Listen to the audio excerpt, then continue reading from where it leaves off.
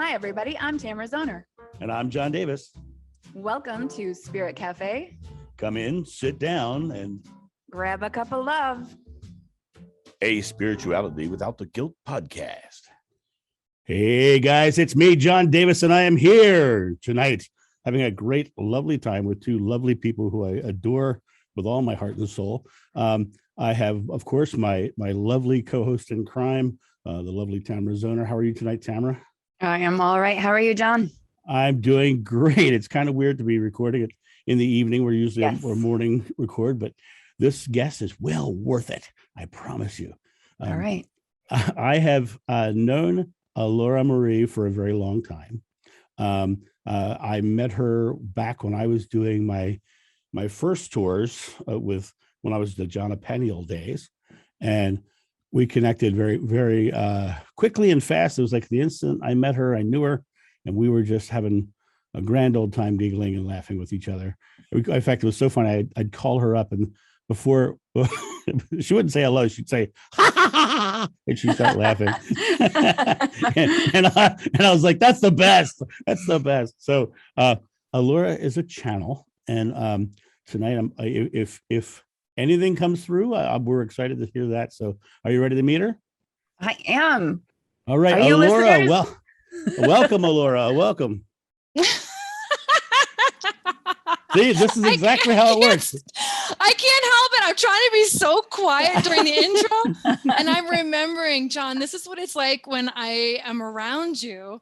My whole body, the vibration gets higher and I just have goosebumps and shivers, and it's so effervescent. I can't keep it in. There's definitely something. Because I'm the same way. You and I just start to giggle, and it's crazy. And I'm excited to be here, Tamara. Thank you for accommodating your schedule for me.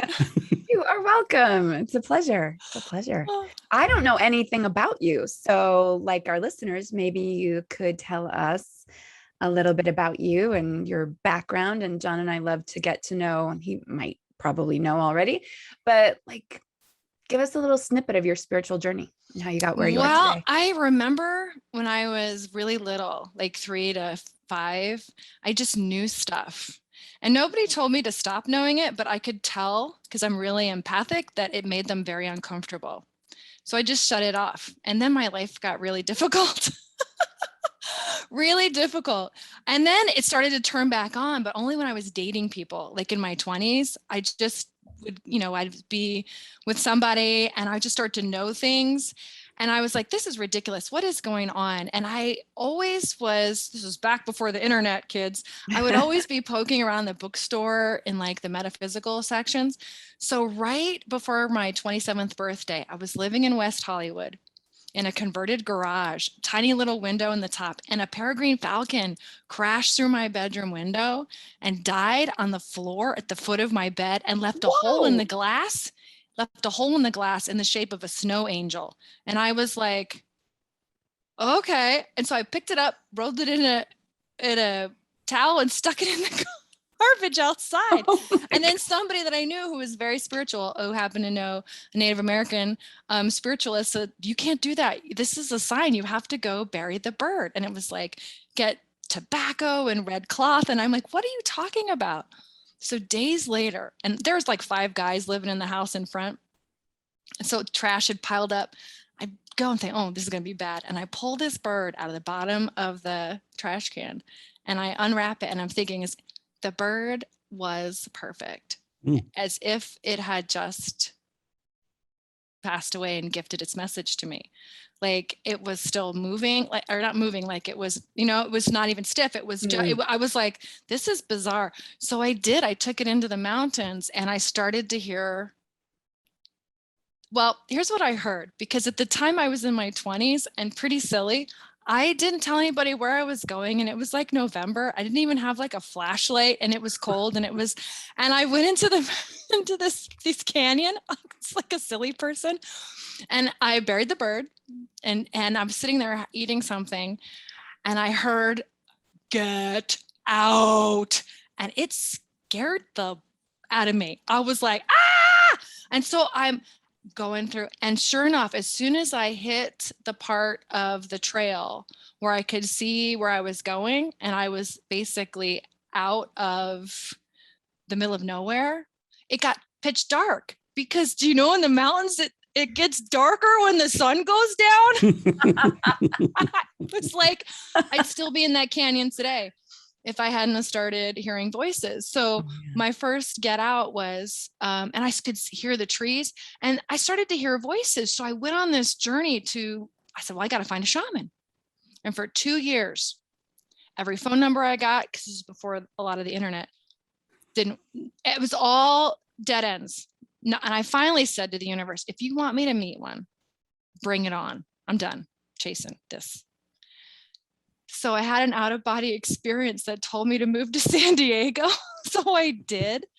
And I transferred to an improv troupe down there because I do improv. And the first thing that improv troupe person said was, we're moving into a new theater, and my Cherokee Irish shaman friend is going to do a ceremony to clear it. Does anybody want to show up? I was like, I do, because the heck. So I went, and this guy took one look at me and he said, welcome home. And I lost it. I just started crying. And he handed me a drum. He says, you're going to anchor in the West. And that was it. I'm seeing stuff. And this shaman taught me how to journey, do soul retrievals, do all sorts of stuff. And stop me if you don't want me to keep telling this. Okay? Oh, no. I'm fascinated. I'm still, you're telling stuff I didn't know about you. And then, at one point, because he lived in another state, he was like, somebody said, hey, can you stay at your apartment and do shamanic healings while you're at work? I said, yeah, no problem. Not even thinking what it might be like to have a shaman in your house for a week. So every night he'd be like, let's talk about what's going on with you. And then one night he said, I'd like to unscrew your chakras. He goes, it might kill you. That's a pickup line if I've ever heard one. Goes, hey, he goes, how you doing? I'd like to unscrew your chakras. You know what I'm saying? Unscrew your chakras. He says, it might kill you, but it won't, because I'll like put a bubble over you. And I was like, okay, sounds like fun. My kind of girl, 20s. Alora. Like, sounds fun. So he says, when he does the part where he pulls my spirit out of my body, I might not be able to move, and he'll tell me what the guides are doing. But he's doing it so the guides could have easier access to work on me, because I wouldn't have my body in the way. And I'm like, okay. And sure enough, he puts his hands, does his things, puts his hands near me, whoop, and I can't move. I couldn't talk, I couldn't move. And he's telling me what they're doing, purifying by fire and water and all these things. And then he goes like this, it puts me back in my body. Now, I have never done hallucinogenic drugs, so I don't know, but I'm assuming it might be a little bit like this. I sat up, and I'm not kidding you. I could see the blood and the bones inside of my hand. I could look through and see my neighbors in the floor beneath me. I was me. I was a lion in Africa. The veil was completely gone. And then I turned around and I was like, oh, I can see all of my guides and I could hear them. And for about 25 minutes, I was in this state where, I don't know, my left brain was turned off, right? The veil was lifted. And then I came back to my body, because you can't live like that. You got to make a sandwich and eat, right? And that was it. I've never been the same since. Oh my gosh. So I learned how to be a shamanic practitioner, but I'm telling you, for me, there was a piece of that I could not understand. And it was the idea that, yes, we're creator, but I didn't quite get it.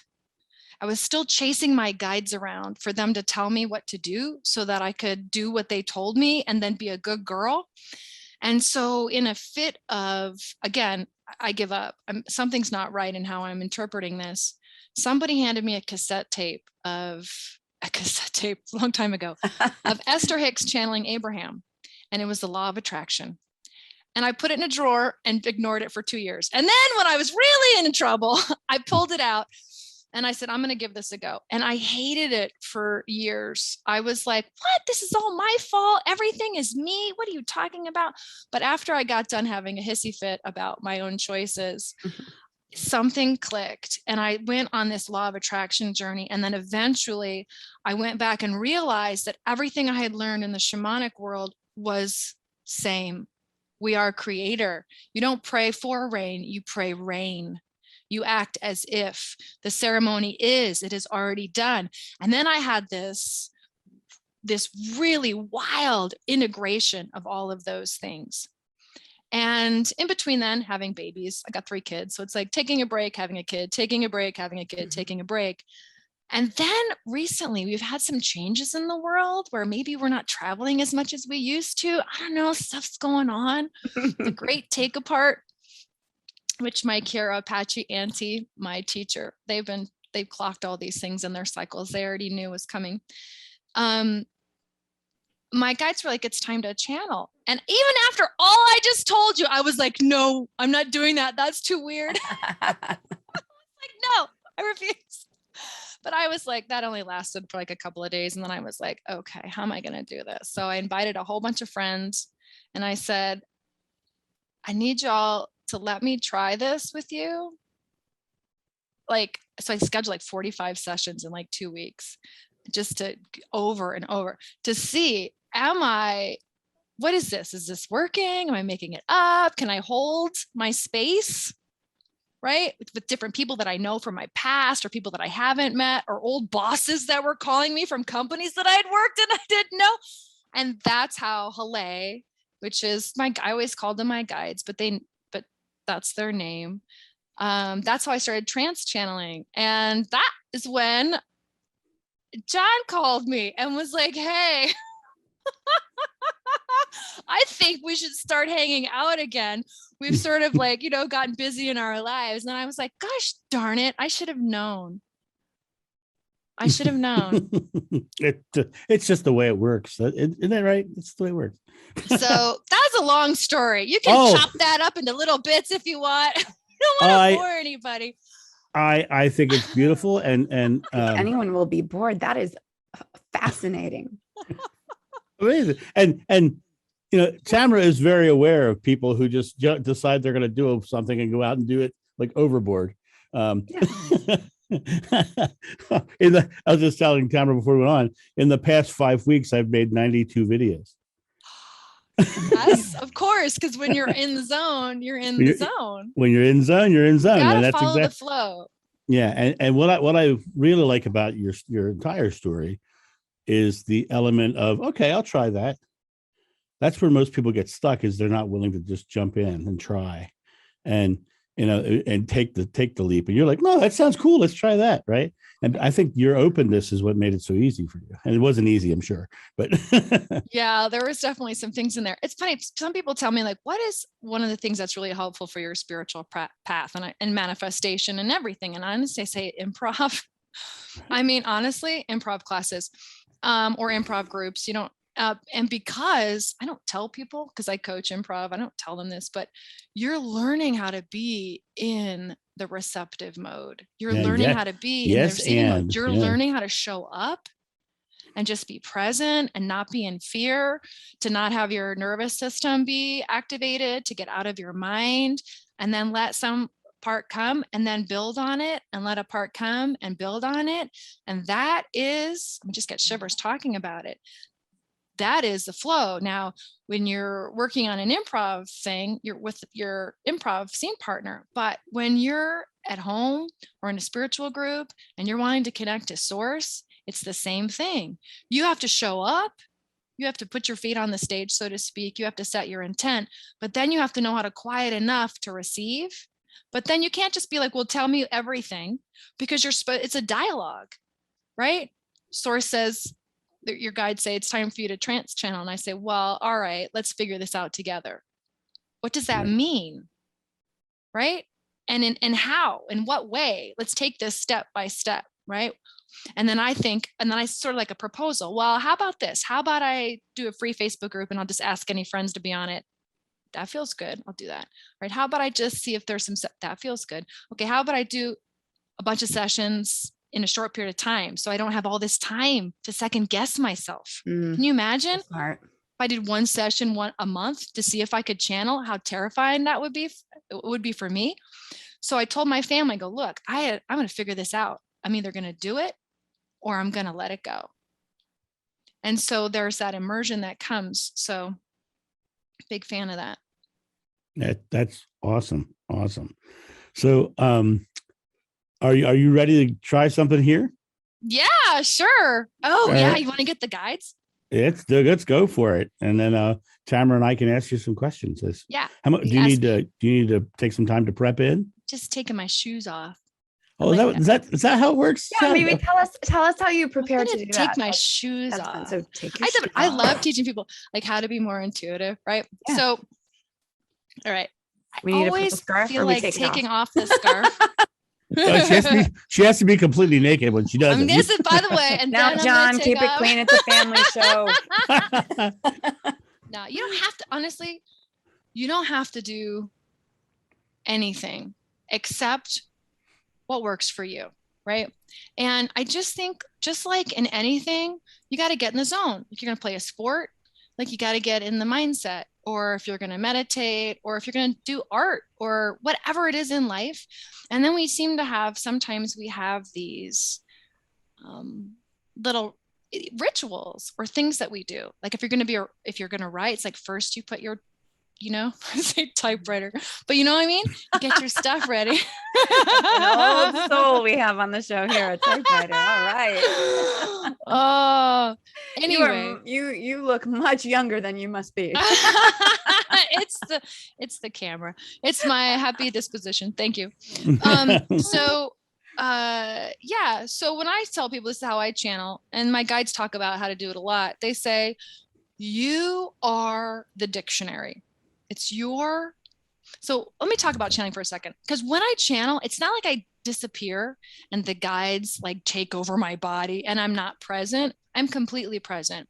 But imagine that you're in a grocery store and you don't realize there's a song playing because you're not paying attention up on the speakers. But then eventually you go, oh, I can hear something, but you can't tell what song it is. It sounds like one of 3 different 80s songs. So then you listen a little bit more keenly. So what you're doing is you're taking your attention off of your grocery cart and whatever. And then you can hear the song. Oh, and then if you're really into the song, then you immerse and you sort of forget where you are, but you're still in the grocery store and it's still you. And at any point in time, you can stop listening to the music. That's channeling. That's really channeling. Great, clear description. Yeah, I have never heard it described that way. I can come and go as I want. It's me focusing. So here's the thing. I'm very vibrationally sensitive.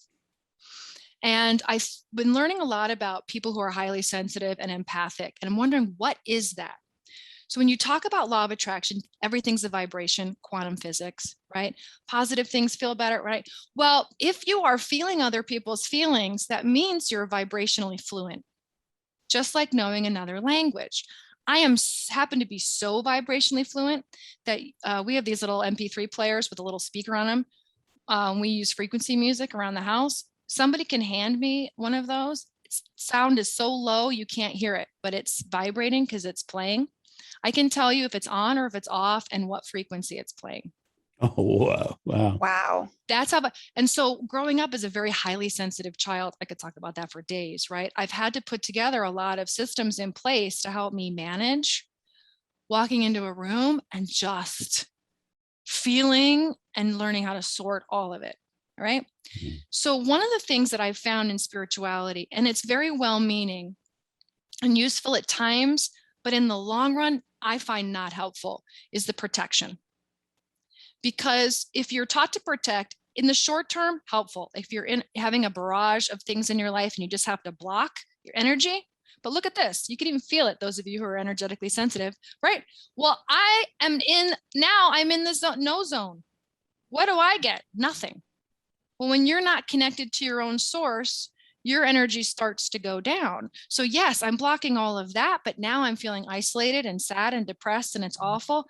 right? Now helpful. But so what you want to do is this. Well, you open up to the mid-range. That's the danger zone. If you're in a place where there's all of these difficult emotions, because now you're like tossed at sea, feeling and sorting through all of these. It's as if you walk into a library and every book just opens up in front of you and you're like, ah, right? So you have to train yourself to go up. You have to train yourself to go up to source. I call that it's source, your guides, or the highest good, because we all have souls and there is a place where the highest good of all of us meet. And if you train yourself to go above it, now you're connected and you're protected, because your vibration is so high that whatever is happening out there doesn't match it. And it'll only match it if you start paying attention to it and you start saying, what's going on over there, right? And that's life, is this constant choice and learning and figuring it out, messing up and figuring out of how you're focusing your energetic focus. Does that make sense? So much. Good. So now we're ready. So I talk until the guides say, they're not just here, but that's where I kind of feel it. So if you imagine that there's energy everywhere and the guides are everywhere, but you imagine that they don't have mouths, so they can't talk to me. They're just sending me a vibration.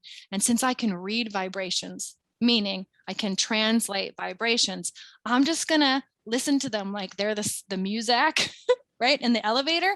And then I'm going to translate for them. Now, last part before I do this. I am very linguistic in terms of, I mean, I was a young kid, picked up Shakespeare, understood it, right? I have a degree in English, like words, writing, all of that. So my natural sense is to translate verbally into words. Some people are more artistic. They might be translating and they want to draw something, or they might want to dance and have movement, or they might want to know things. Some people will see things a little bit like visions, but I don't want anybody to think, well, when I tune into source, I don't get words, therefore it's not working. You have your expression, and the way that you naturally express yourself creatively, that's probably how you're also going to translate. You can learn other ways, but love how you do it. Got it? Okay. So I'm going to get quiet. They're right here. I'm going to get quiet, and then it's going to get a little bit funny and weird because Halae is going to talk and they're going to refer to me in the third person. And my deal with them is that I'm never supposed to look perfect. So they tell stories about me messing up and doing all sorts of things. Okay. Which I love, because I am just a human going through all of this too. You ready? Ready. Okay. Everybody's ready. Okay. So I breathe.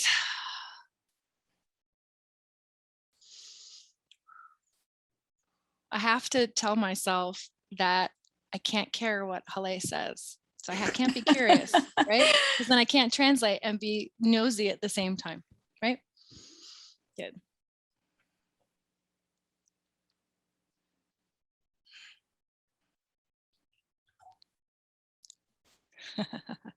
All right.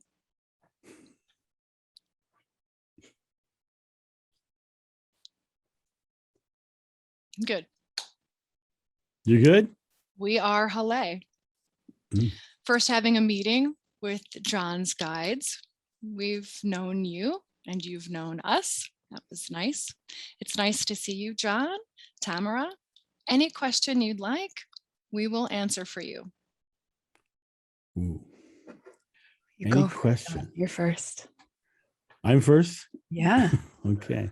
So it seems that right now in my personal life, there's some major shifts happening spiritually. And I'm just curious if what I'm feeling, where what I'm feeling is going, if that is a good question. Where what you're feeling is going, as in, is what Where am I'm I headed? doing going to get bigger and expand, right, into the Yes. world more? Is it going to make a difference? Is it going to make the difference that I was hoping it would make when I decided to incarnate in this body? Yeah. Pretty much. Yeah.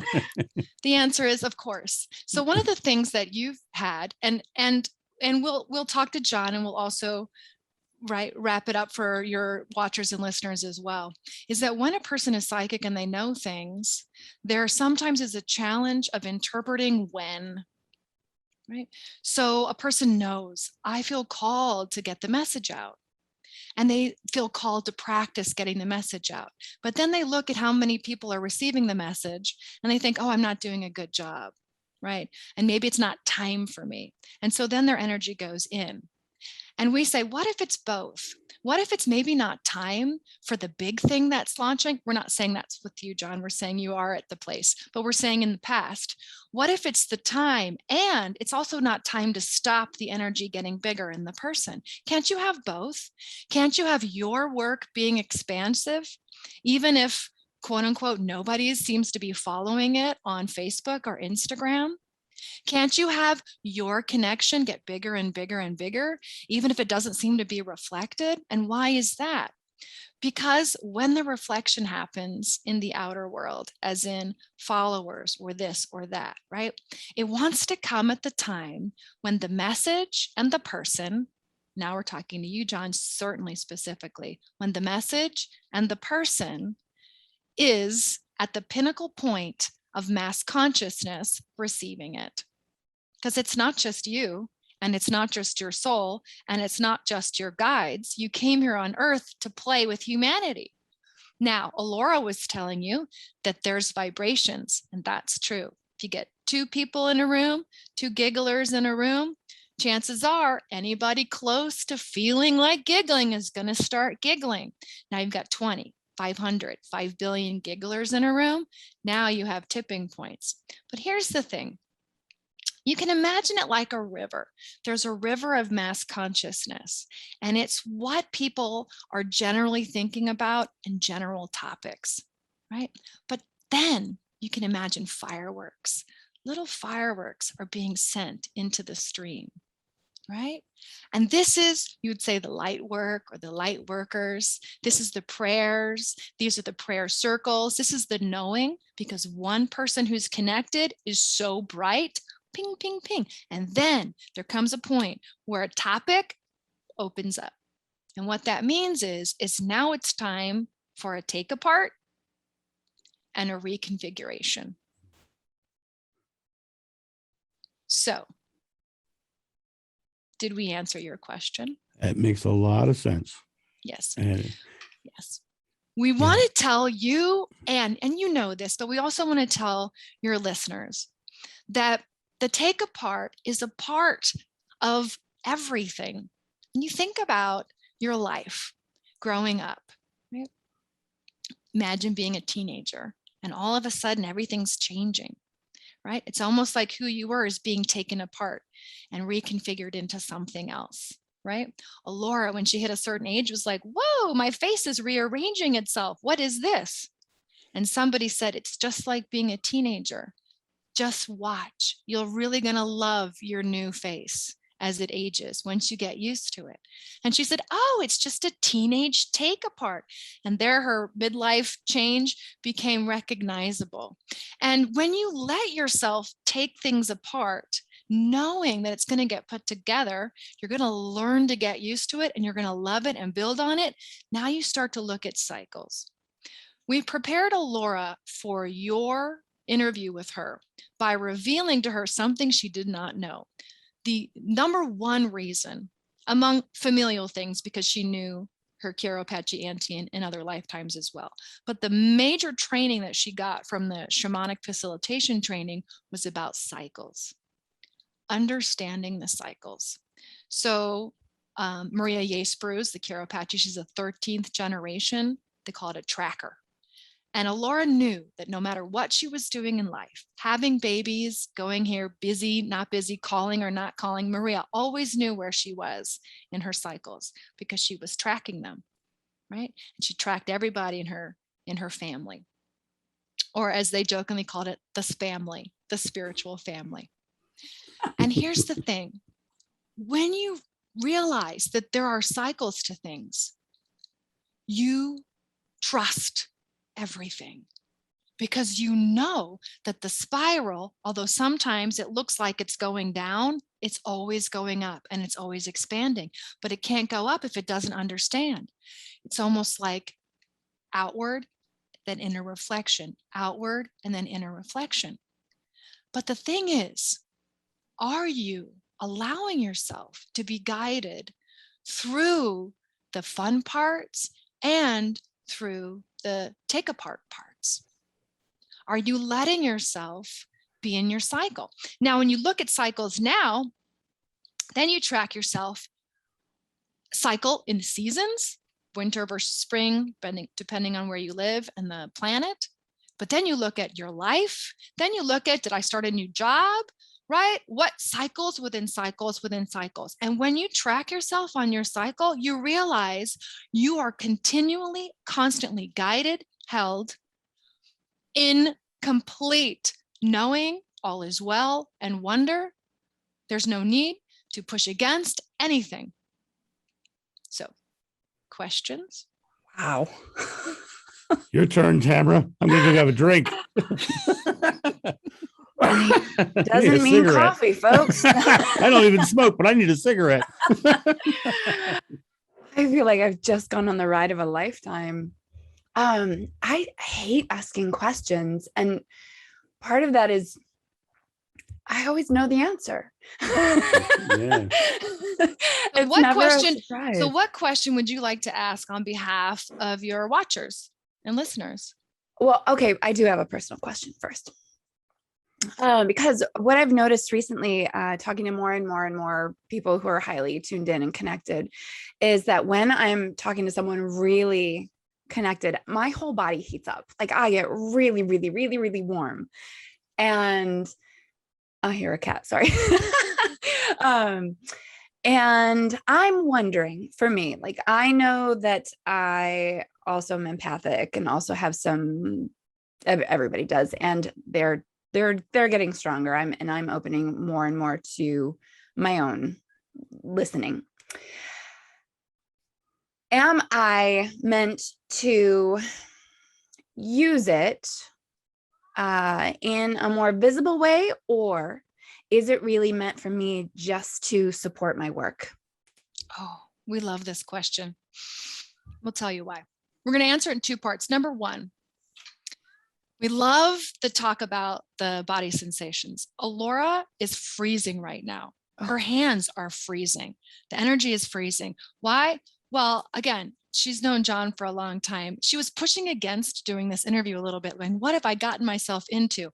Because she could sense that she didn't know what was going to happen on this thing, right?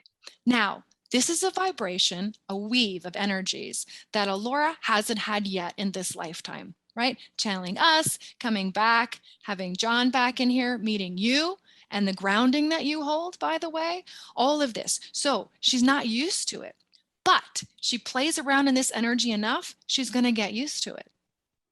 So she'll come back to this, and it won't be like next time, if you do one, for example, she won't be freezing.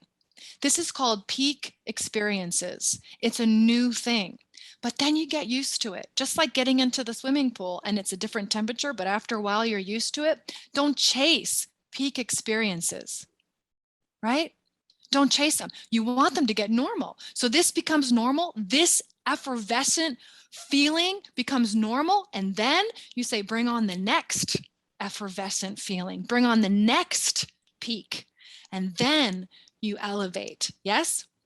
Okay, yeah. Good. So we want to clear up a little bit about, it's fun to have these peak experiences in spirituality, but to chase them, then you won't find them because you feel like you're missing something. And if you feel like you're missing something, then you're again in that empty zone where you can't receive. Good. So let's talk about, am I meant to? Whoa, let's take that word right out of the dictionary, meant to, right? Do I want to? Does it feel fun? So let's go back to spirituality. And we'll joke around and say this. She doesn't call it a job because she's having fun, but Alora got a day job. And she just calls it her project, or she calls it the name of the company because she's enjoying it so much. And she joked around with some people and she says, am I less spiritual now because I took a day job? And they're like, no. She's like, I'm having so much fun and it's benefiting and blessing my family. The highest good of the highest good of the highest good of the highest good of the highest good. It's so wonderful. So we want to say, well, if she has X number of followers versus X number of followers, does that make Alora less spiritual? No, it doesn't, right? So then we think, well, does it make her less successful? We would say, well, I guess depending on her goals, but if you talk to Alora, she never cares about how many followers, because that's not one of her goals. We're not saying don't have a goal. So when you look at, am I meant to, right? This is, Tamara, where it really gets wonderful. Do you want to take it out to people, or do you love just playing with your friends with it? Oh, I think I want to. Good. I want to. Now, if you want to, are you in this place where you're like, okay, I want to, but I don't know in exactly what way? So I'm going to experiment. Do I want to do sessions? I could try some. Do I want to live stream? I could try it. Do I want to write books? I could try it. Alora said, I keep thinking I should write a book. We said, go start it. 3 days in, she's like, I don't like this. We said, exactly. And she got rid of it. That experiment was so powerful because you can imagine, right, how many shoulds are carried around. Oh, you're psychic. You should do tarot card readings. Oh, you're a great, right, artist. You should be selling your paintings. And they put them on these, and then, right, you can't receive what source is guiding you to, which we'll talk about in a moment. And so you say, great. Well, I think I want to start a podcast on my own, or I think I want to, fine, do a prototype. We're so big on prototypes. Try it once. And if you like it, try it twice. And if you keep liking it, try it 3 times. And if you keep liking it, you'll be inspired to improve upon it and make it better. If you try it and you don't like it, don't do it, because it will never yield the light. Mm-hmm. Yeah. Mm-hmm. And so we say, and we cultivate, especially when we're talking to anybody, but especially when you think about, folks growing up, what do you want to do when you grow up? We say, what do you want to experience? Or what do you want to try? Right? Do you want to learn the piano? Or do you want to, what does that mean? Do you want to play in an orchestra? Or you just want to play a little bit? You want to just try it for a week and see if you like it?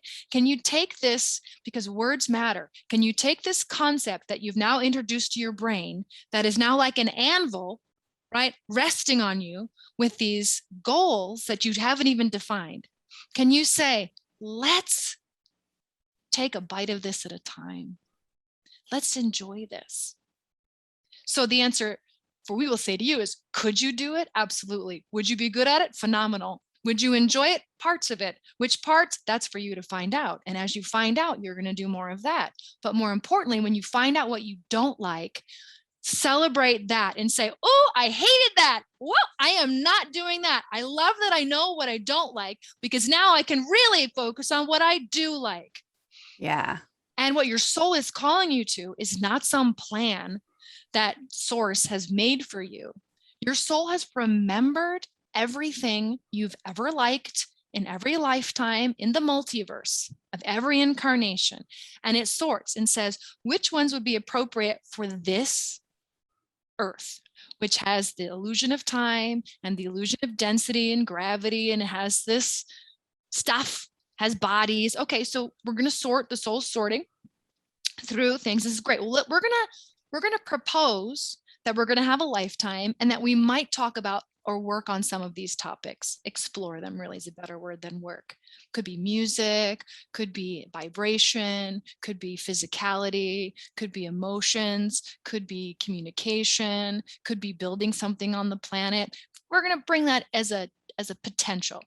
But we're going to watch and see how the improv scene of this life evolves. And if that suggestion doesn't fit No worries. We have infinite lifetimes. We can bring that in a callback into a future life and a future scene, because now the most important thing is what's happening in the stage of this life. And in the stage of this life, every single thing is being observed and loved. You walk into a room and the temperature isn't what you like, boop, perfect temperature gets put in your soul remembers. You don't even have to say it. You just move around through the life. And so your soul is the phenomenal project manager, and it is calling you to the things that you like and have asked for and have wanted. And your guides are leading you to it in a way that unfolds it in the most perfect timing and in the most perfect place and in the highest good of all involved. So, should I do something?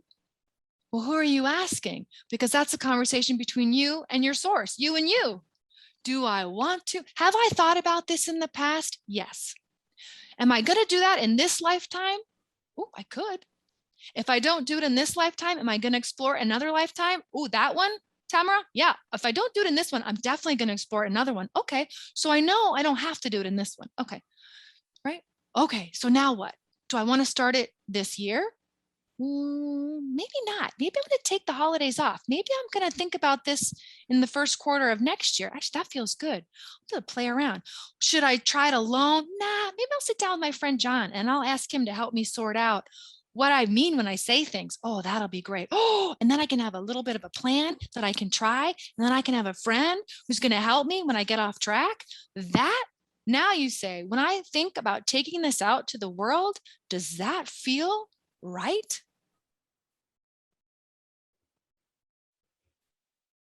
Yeah. Whew. Yeah.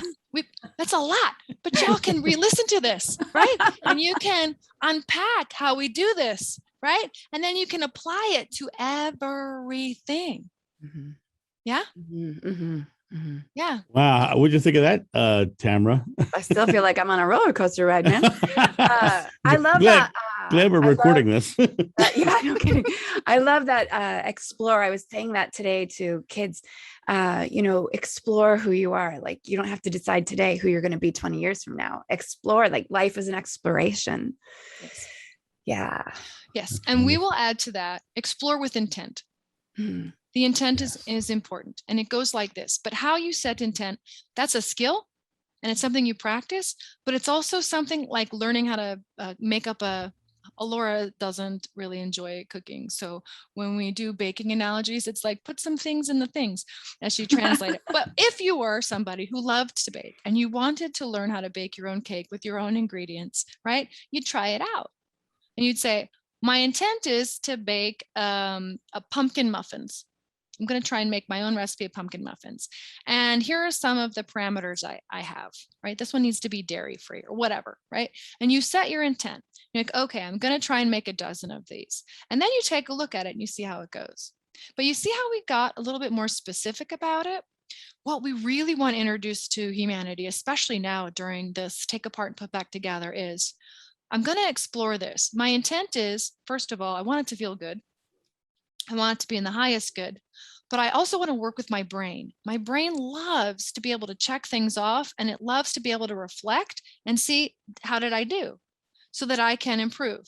So, for example, somebody might say, I would love to be an engineer. We say, okay, great. You want to explore that? I do want to explore that. Okay, well, what does that mean? What does that mean? You want to read books about it? Do you want to take a class on it? Are you going to go interview an engineer? What kind of engineering? Well, you know what? I don't even know yet. Let me explore. I'm going to explore 3 different types of engineering, and I'm going to see if any of those speak to me. Great. Start there. And you do this with our very favorite, honestly, this is our number one favorite thing. Somehow you got to slow the thoughts down so that you can see which thought is inspiring you and which thought feels like an anvil. So those of you who like to write it down. And as you're writing down what you think you're going to explore, you go, oh, that doesn't feel good. So you change it. Change the timing, or change the words, or change the what. And if you don't like that, then draw pictures. And if you don't like that, then rehearse it verbally.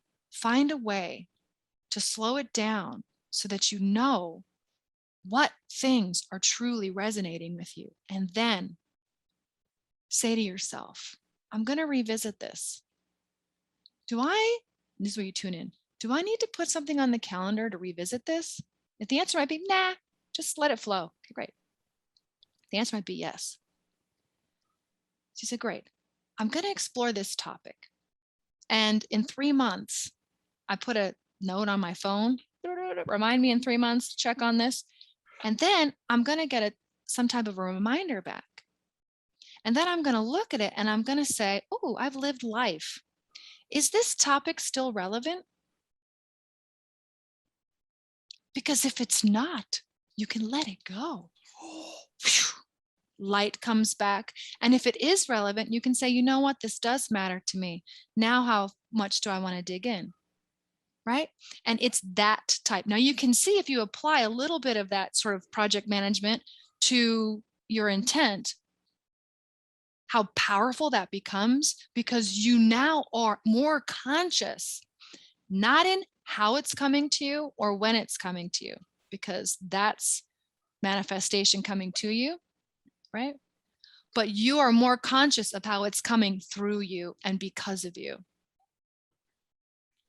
And your brain and your intuition become friends.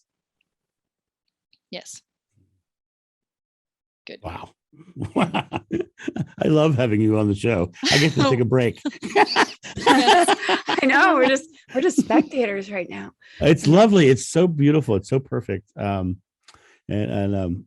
we leave, I do want to ask one more question for our audience.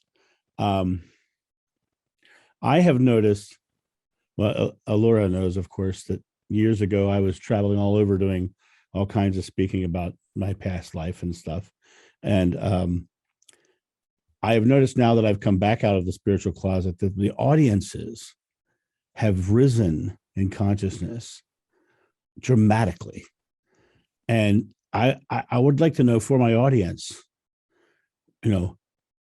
where are they going next? Where are we all as humanity going next? Oh, well, you, John, know that Alora loves technology. She loves technology. And we told her that the internet is a precursor to telepathy. So before there was the internet, right, to reach somebody in another country, before there were phones, people would just disappear. They'd move. Or when there were phones, it was expensive. There's been such a great desire for humans to continue their relationships with other humans while on the planet. Yes, no matter where they go on the planet. And so things come as an answer to that. And so here's the internet. You can message anybody from around the world. And it's almost as now you're Zooming and right. And it's almost as if you're there. Look, the three of you are in 3 different places and here you are. So what's happening is this practice of knowing that you can reach anybody at any time is opening up people's, you could say, psychic abilities, but we would call it telepathy. Their knowing, their ability to know. Yeah. And so what that does then is that allows groups to more vibrationally gather than ever before.